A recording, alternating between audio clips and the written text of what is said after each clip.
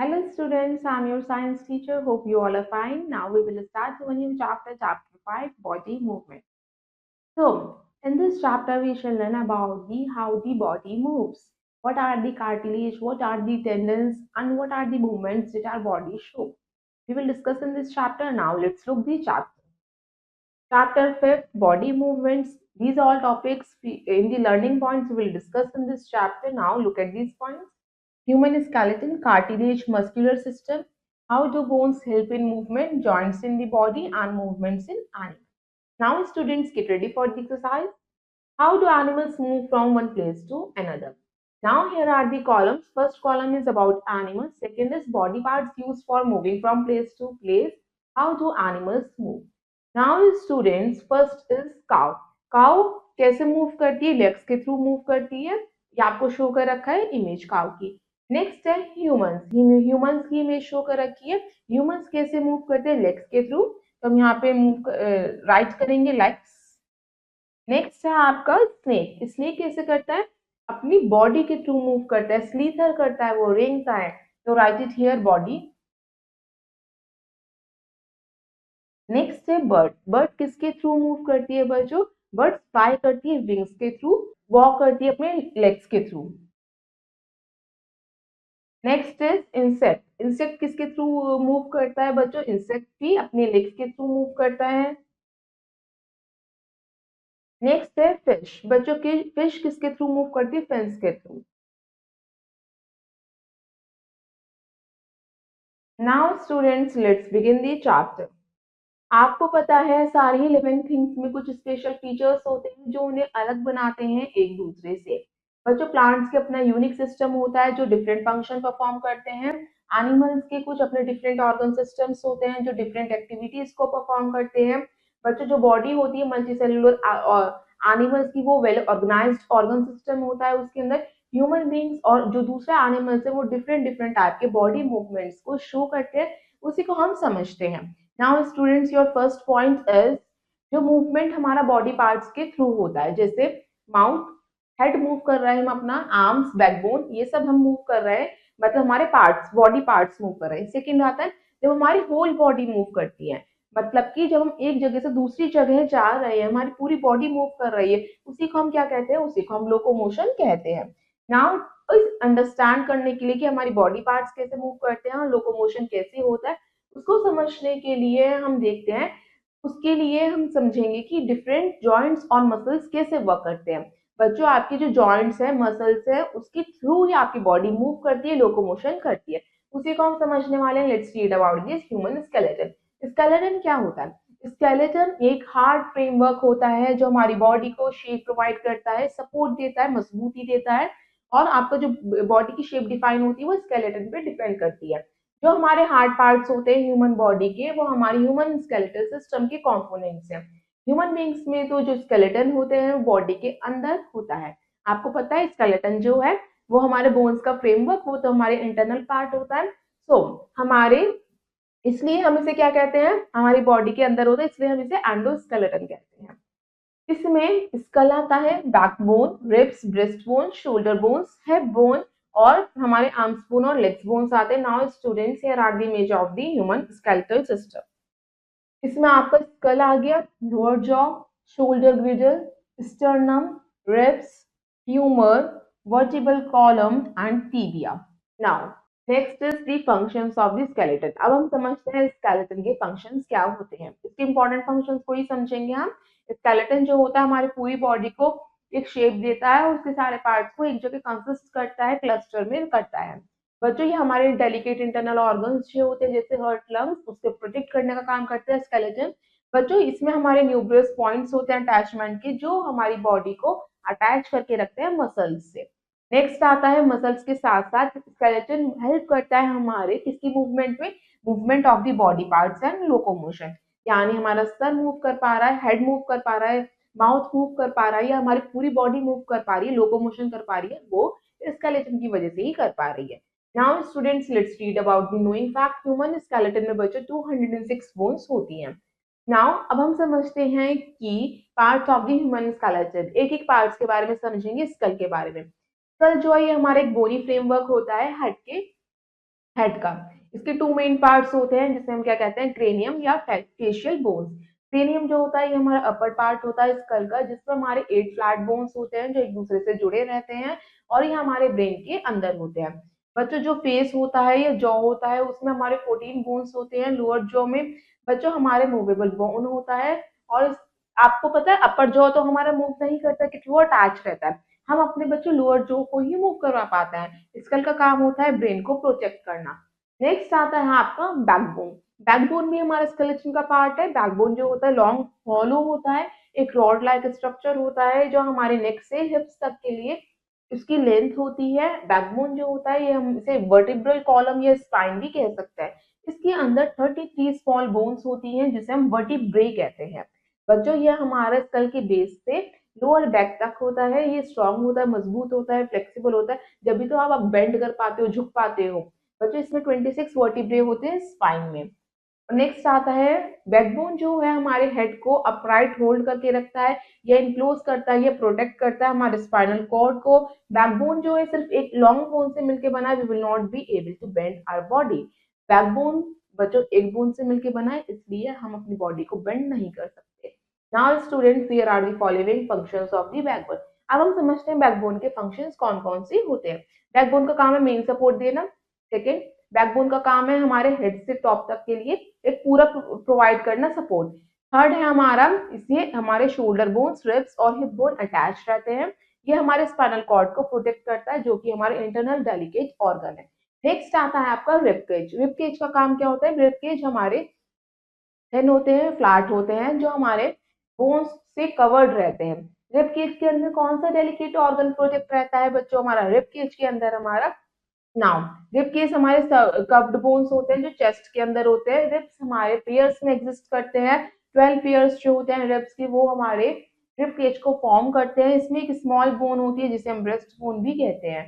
यह हमारे chest region के फ्रंट पार्ट में होता है। नाउ स्टूडेंट्स नेक्स्ट इज हमारे रिब केज के फंक्शंस क्या होते हैं। रिब केज का फंक्शन होता है हमारे इंटरनल ऑर्गन्स को प्रोटेक्ट करना, हार्ट, लंग्स और लिवर। रिब केज के अंदर हार्ट होता है, लंग्स होते हैं और लिवर होते हैं। रिब केज जो होता है हमें ब्रीथिंग मूवमेंट में भी हेल्प करता है। नेक्स्ट आता है बच्चों आपका शोल्डर बोन्स। शोल्डर बोन्स हमारे बच्चों आर्म से अटैच रहते हैं। टू शोल्डर बोन्स होते हैं, कोलर बोन्स होते हैं और शोल्डर ब्लेड बोन्स होते हैं। जो कॉलर बोन है वो लंबा होगा, लॉन्ग होगा, कर्व्ड बोन होगी। जिसका एक एंड है वो अटैच रहेगा शोल्डर ब्लेड से और उसका दूसरा एंड जो है फिक्स्ड रहेगा वो ब्रेस्ट बोन से। एक शोल्डर ब्लेड से, दूसरा ब्रेस्ट बोन से। बच्चों जो कॉलर बोन है वो क्या करती है? शोल्डर्स को अपार्ट करती है। शोल्डर्स में होती है हमारी कॉलर बोन। नेक्स्ट है बच्चों जो शोल्डर ब्लेड है वो लार्ज होता है, बड़ा होता है, फ्लैट ट्रायंगुलर बोन होती है। ये हमारी किससे अटैच रहती है? ये हमारी अटैच रहती है बैकबोन से। और बैकबोन में क्या होती है? मसल्स होती है। मसल्स की वजह से ही तो आप फ्री मूवमेंट कर पाते हैं। बोन्स तो मजबूत होती है, हार्ड होती है, वो तो फ्लेक्सिबल नहीं होती, मगर मसल्स कैसी होती है? वो फ्लेक्सिबल होती है। वही तो आपकी बॉडी को मूवमेंट करवाती हैं। और बच्चों हर एक शोल्डर ब्लेड में क्या होता है? आपका कप शेप सॉकेट होता है। तो जो अपर आर्म में फिट होता है वो सॉकेट, और दूसरा हमारा क्या होता है जिसकी वजह से हम क्या कहते हैं? बॉल एंड सॉकेट जॉइंट भी कहते हैं। अब हम समझते हैं इसके फंक्शंस क्या होते हैं शोल्डर बोन के। शोल्डर बोन के फंक्शंस होते हैं शोल्डर्स को डिस्टेंस में रखना। सेकंड, शोल्डर ब्लेड का काम होता है हमारे आर्म्स को अटैच करना। थर्ड, शोल्डर ब्लेड का काम होता है हमें मसल्स को साइट देना, मतलब कि कहाँ पे हमारा बॉय और सॉकेट जॉइंट अटैच होगा, यह हमारा काम होता है। नेक्स्ट है हिप बोन। हिप बोन का काम क्या है?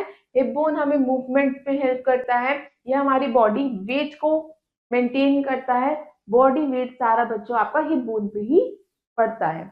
नेक्स्ट आता है आपका हिप जो है 3 बोन से मिलके कॉन्स्टिट्यूट है, उसको हम कहते हैं इलियम, ischium एंड प्यूबिस।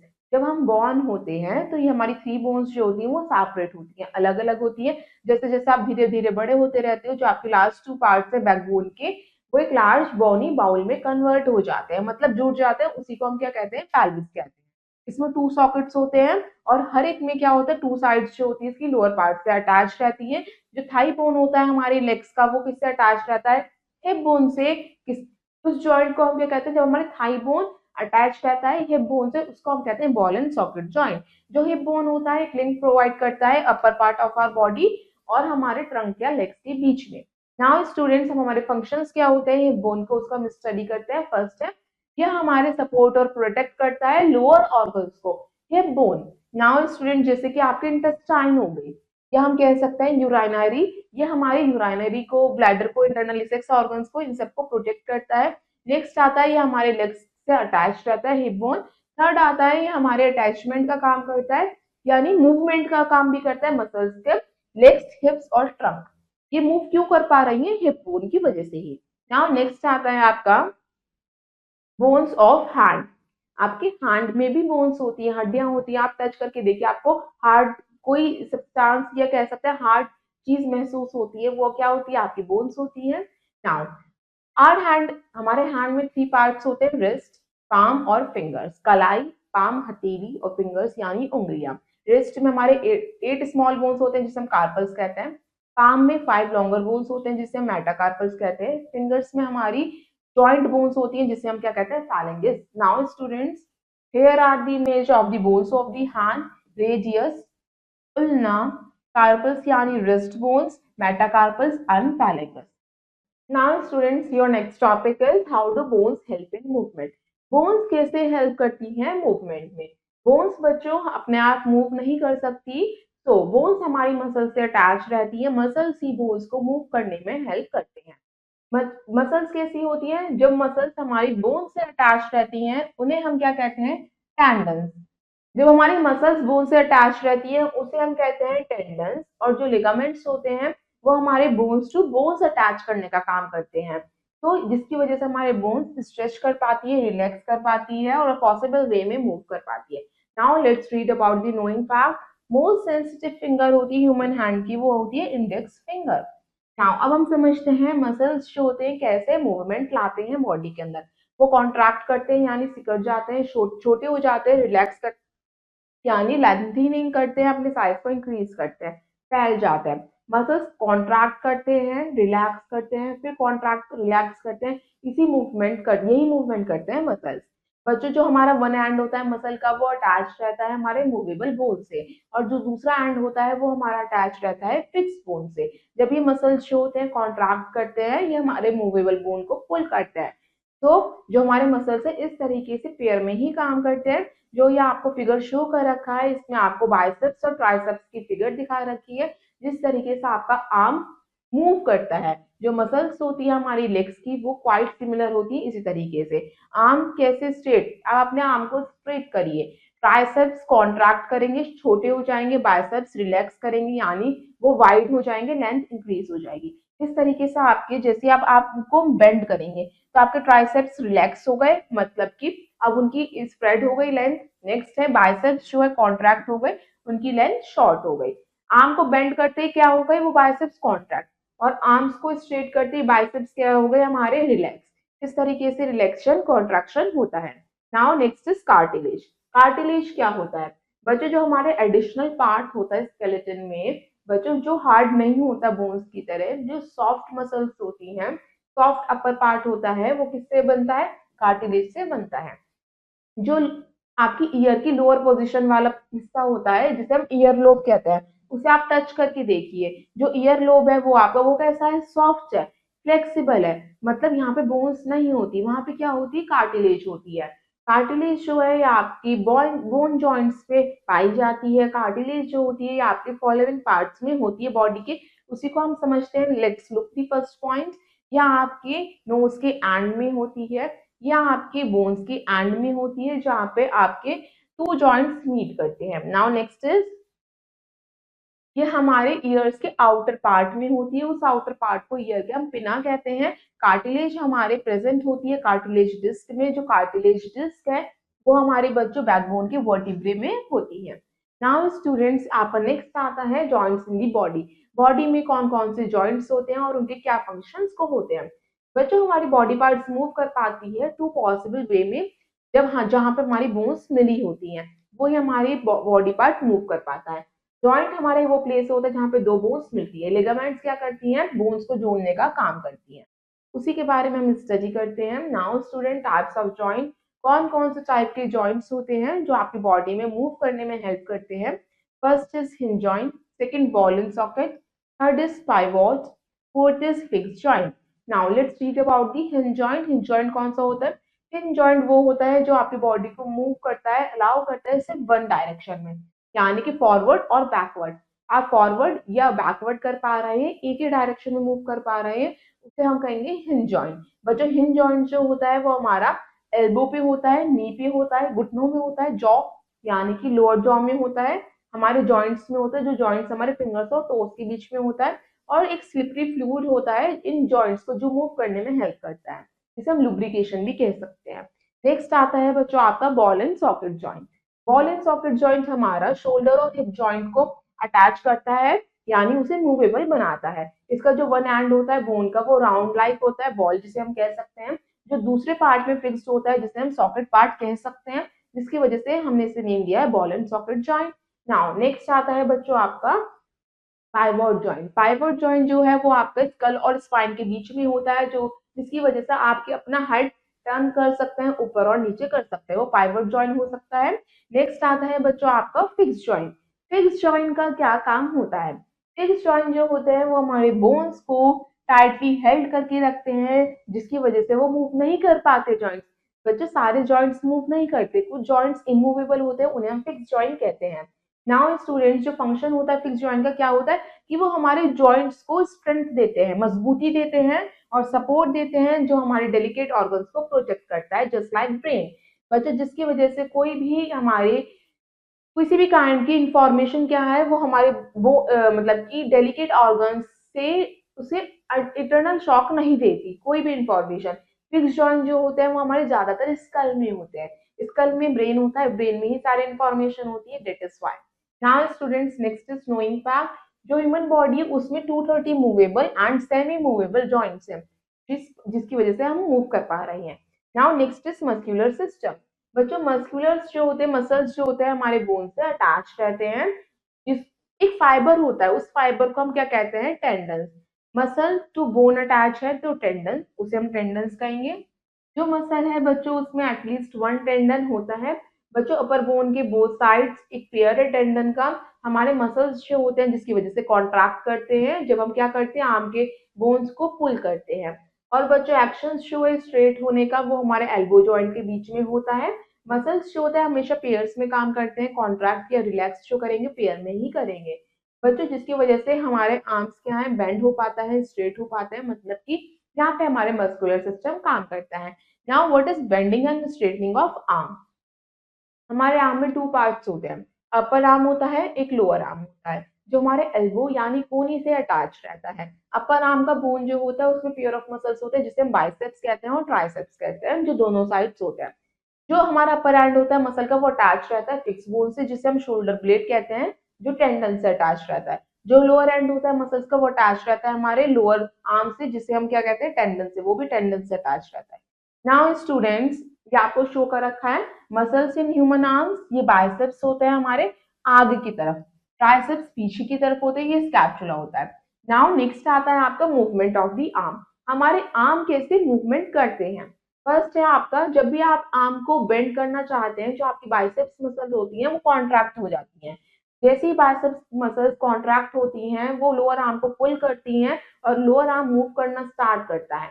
जो बाइसेप्स मसल्स हैं उन्हें हम फ्लेक्सोरल मसल्स भी कहते हैं। बच्चों फ्लेक्सोरल मसल क्यों कहते हैं? क्योंकि बेंड हो रही है। फ्लेक्स का मीन्स ही क्या होता है? बेंड करना। बच्चों बाइसेप्स मसल्स जो कॉन्ट्रैक्ट करती हैं, आर्म्स को बेंड करती हैं, जब हमारे ट्राइसेप्स मसल्स रिलैक्स होना स्टार्ट करती हैं। नेक्स्ट आपका मूवमेंट आता है, नेक्स्ट में आपको शो करते हैं जब आप आर्म्स को स्ट्रेट करते हैं। अभी हमने समझा था जब हम आर्म को बेंड करेंगे, अब हम समझते हैं जब हम आर्म को स्ट्रेट करेंगे यानी कि सीधा करते हैं। जैसे हम आर्म को स्ट्रेट करते हैं, जो ट्राइसेप्स मसल्स होती हैं वो कैसे मूव करती हैं? ट्राइसेप्स मसल्स कॉन्ट्रैक्ट करती हैं, इन्हीं कॉन्ट्रैक्शन की वजह से हमारा लोअर आर्म पुल करता है और उसका जो एंड होता है लोअर आर्म का वो मूव हो जाता है। ट्राइसेप्स मसल्स को हम एक्सटेंसर मसल कहते हैं। बच्चों ट्राइसेप्स मसल को एक्सटेंसर मसल इसलिए कहते हैं, वो स्ट्रेट कर रही है आर्म को, और हमारा फ्लेक्सर मसल बेंड कर रहा है। तो now students, triceps muscles contract होती हैं तब हमारी बाइसेप्स मसल्स स्ट्रेच करती है, इस तरीके से हमारे आर्म्स का मूवमेंट होता है। Now here are the image of the muscles when the arm is straight. Arm straight हुई मतलब एक्सटेंसर मसल ने काम करना स्टार्ट करा, मतलब बाइसेप्स रिलैक्स हो गए, ट्राइसेप्स कॉन्ट्रैक्ट हो गए, और ये हमारा शोल्डर ब्लेड होता है जो मूवेबल होता है, and the elbow is a hinge joint. Next आता है इसी कॉन्ट्रैक्शन और रिलैक्शन की वजह से बाइसेप्स और ट्राइसेप मसल्स का आपके लोअर आर्म जो है अप एंड डाउन कर पाता है, अप डाउन ऐसे कर पाता है। Now let's think and answer. अब आपको थिंक एंड आंसर करना है। Now your first question is what is skull. Skull क्या होता है? हमारा आउटर हार्ड पार्ट होता है जो ब्रेन को प्रोटेक्ट करने का काम करता है। What is the other name of the backbone? Backbone का अदर नेम क्या है? Vertebral column. Next, how many pairs of ribs are there in the chest in our body? हमारी बॉडी में कितने पेयर्स होते हैं रिब्स के? 12। Name two shoulder bones. Shoulder bones कौन कौन सी होती है बच्चों? हमने कॉलर बोन समझा था और एक कौन सी दूसरी बोन समझी थी? Shoulder blade. Now students your question is fifth, what are the joint bone of fingers called? Hinge joint. Now sixth question is what does the upper part of ear contain? Upper part में क्या होता है year के बच्चों?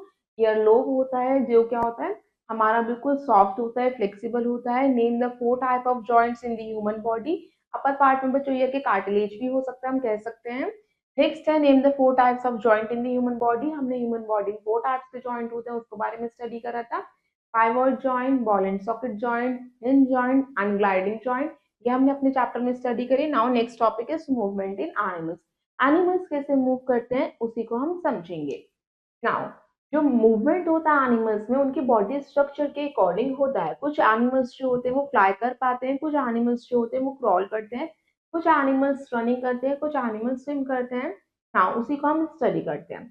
Your first is cockroach. Cockroach एक insect है। जो body होती है कॉकरोच की वो किससे कवर्ड रहती है? हार्ड और टफ आउटर कवरिंग होती है जिसे हम एक्सोस्केलेटन कहते हैं, जो हमारे मतलब इंसेक्ट की बॉडी को, इंटरनल ऑर्गन्स को प्रोटेक्ट करने का काम करता है। एक्सोस्केलेटन। कॉकरोच के 6 लेग्स होते हैं, उसकी बॉडी के 3 साइड में ईच रहता है। जो कॉकरोच होता है वो मूव कर सकता है, वॉक कर सकता है ग्राउंड पे अपनी लेग्स के थ्रू। कॉकरोच के 2 पेयर्स ऑफ विंग्स होते हैं जिससे जो उसकी ब्रेस्ट बोन से अटैच रहते हैं, या हम कह सकते हैं जो उसकी फ्लाइट मसल से अटैच रहते हैं। वो लोकोमोशन करता है, मतलब वो अपनी पूरी बॉडी को मूव कर रहा है, उसे हम लोकोमोशन कहेंगे। वो अपने पार्ट्स को मूव नहीं करता। कॉकरोच एयर में भी फ्लाई कर पाता है अपने विंग्स के थ्रू, और वो उसके विंग्स जो होते हैं फ्लाइट मसल से अटैच रहते हैं। नेक्स्ट आता है बच्चों आपका बर्ड्स। बर्ड्स कैसे मूवमेंट करती हैं? बर्ड्स डिफरेंट टाइप के मूवमेंट शो करती हैं। वो फ्लाई कर सकती हैं, वो वॉक करती हैं, वो रन भाग सकती हैं, वो स्लीप कर सकती हैं। कुछ बर्ड्स होती हैं जैसे डक्स, वो वाटर में भी स्विम कर सकती हैं। उनकी बॉडी में कौन से अडेप्टेशन फीचर्स होते हैं जो उनको फ्लाई करने में हेल्प करते हैं? उसी को हम समझते हैं। उनके जो फोर लिम्स होते हैं वो इस तरीके से मॉडिफाइड रहते हैं विंग्स की फॉर्म में, जिसकी वजह से वो उड़ पाती हैं। जो उनके फ्लाइट फेदर्स होते हैं वो एक लार्ज फ्लैट सरफेस प्रोवाइड करते हैं, और मगर लाइट तो होते हैं, हल्के होते हैं, मगर मजबूत होते हैं, स्ट्रॉन्ग। जो उनकी बोन्स होती हैं बर्ड्स की वो हॉलो होती हैं, खोखली होती है, जिसमें सिर्फ एयर फिल रहती है, जब भी तो वो लाइट स्पीड की वजह से हवा में उड़ पाती हैं। और नेक्स्ट है बच्चों बॉडीज जो होती है बर्ड की, वो स्ट्रीम लाइन होती है, मतलब बोट की शेप में होती है, जो एयर प्रेशर को कट करते हुए फ्लाई कर सकती हैं। इनकी मसल्स जो होती है पावरफुल होती है, फ्लाइट मसल्स। इनकी ब्रेस्ट बोन जो है एक्सटेंड रहती है और किससे अटैच रहती है? इनकी लार्ज फ्लाइट मसल्स से। Now students next is earthworm. Earthworm कैसे मूव करता है? अर्थवॉर्म की बॉडी सॉफ्ट होती है, सेगमेंटेड होती है, यानी सेगमेंटेड मतलब सेगमेंट्स होते हैं, स्केल्स होते हैं इसकी बॉडी पे। इसका कोई भी स्केलेटन नहीं होता, इसमें बोन्स ही नहीं होते तो स्केलेटन नहीं होगा। मतलब बच्चों अर्थवॉर्म की बॉडी में इनकी स्पेस जो होता है उसकी बॉडी में, उसमें लिक्विड रहता है, जिसकी वजह से वो आसानी से मूव कर पाता है, क्रॉल कर पाता है ग्राउंड के ऊपर।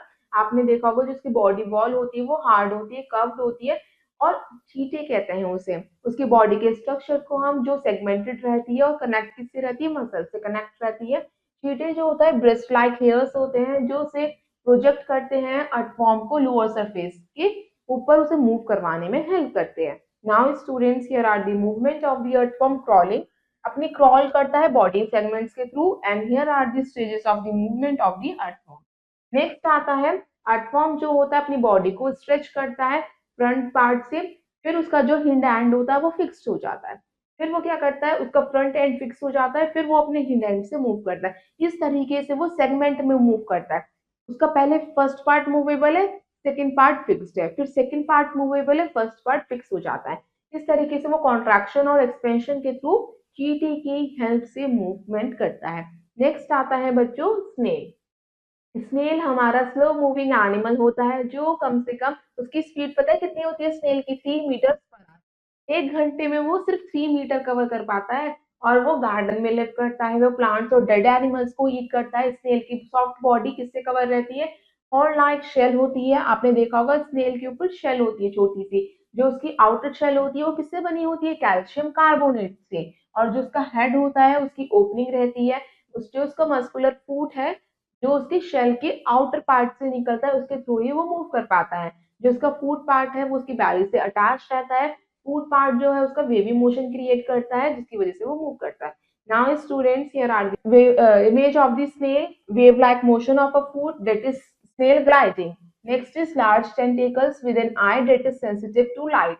Now there is small tentacle that is mouth that is shell that protects the snail body. Foot move snail over the ground.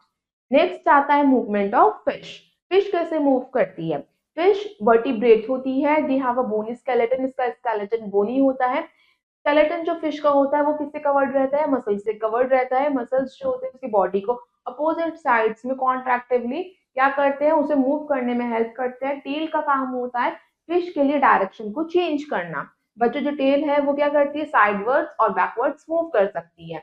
ये आपको शो कर रखी है इमेज। फिश की स्ट्रीमलाइन बॉडी होती है इसकी। Here are the gills through which the fish can breathe. Mouth, eye, pectoral fin, dorsal fin, caudal fin, anal fin and pelvic fin. ये fins होते हैं इसके through which fish can swim in the water. Now students, next is fish कैसे movement करती है? Fish sideways movement करती है, left and right जाती है, अपने बैकवर्ड या अपवर्ड जाती है। हम कह सकते हैं फिश जो है ड्राइव करती है। जो टेल फिन होती है वो कंट्रीब्यूट करती है फॉरवर्ड प्रोपोलेशन में और अदर फिन्स जो होती हैं वो क्या करती है? स्टीयरिंग करती है या स्टेबलाइजेशन करती हैं। बच्चों बहुत सारे फिश जो होती हैं उनका एयर ब्लैडर होता है उनकी बॉडी में जो उनको सपोर्ट करता है बियॉन्सी में। मतलब जब हावी डेंसिटी हो जाती है वाटर की वो तब भी उसमें स्विम कर पाती हैं। नाउ स्टूडेंट्स नेक्स्ट आता है स्नेक। स्नेक का लॉन्ग बैकबोन होती है जिसमें large number of thin muscles होती हैं। ये मसल्स जो होती है उसकी अनदर मसल से अटैच रहती हैं, एक दूसरे से दूर रहती हैं। वो किससे कनेक्ट रहती है? बैकबोन, रिब्स और स्किन से। Now students here are the body of the flexible bod of the skin. Movement in the snake that is slithering यानी रेंगना। नाउ स्नेक की बॉडी जो है वो कैसे कर्व करती है? कर्व आपने देखा होगा जो स्नेक जब मूव करता है लूप्स क्रिएट करता है। वो लूप्स बनाता है। लूप्स के थ्रू ही पहले क्या करता है? वो फॉरवर्ड पुश करता है, आगे की तरफ मूव करता है अगेंस्ट द ग्राउंड। जो उसकी लॉन्ग बॉडी होती है वो लूप्स क्रिएट करती है। स्नेक जो होता है फॉरवर्डली फास्टवर्ड मूव करता है। कभी भी वो स्ट्रेट लाइन में मूव नहीं कर सकता क्योंकि उसकी बॉडी हमेशा लूप्स बनाते हुए ही बहुत सारे स्नेक जो है स्विम भी कर सकते हैं पानी में। Now students let's read about the knowing fact. अब हम समझते हैं नोइंग फैक्ट के बारे में। स्नेक्स जो है सुन नहीं सकते बच्चों, वो सिर्फ महसूस करते हैं वाइब्रेशंस जो ग्राउंड में क्रिएट होती हैं। तब वो क्या करते हैं उसके अकॉर्डिंग रिएक्ट करते हैं। Now students let's have a quick look on the following point that we discuss in this chapter. First है आपका स्केलेटन, एक हार्ड फ्रेमवर्क होता है बॉडी का। स्कल जो है बोनी फ्रेमवर्क होता है हमारी हेड का। बैकबोन को हम वर्टिब्रल या स्पाइन भी कहते हैं। बोन्स हमारी मजबूत होती हैं और जो बेंड नहीं हो सकती। कॉकरोच जो है फ्लाई कर सकता है एयर में अपने विंग्स को मूव करके अप एंड डाउन।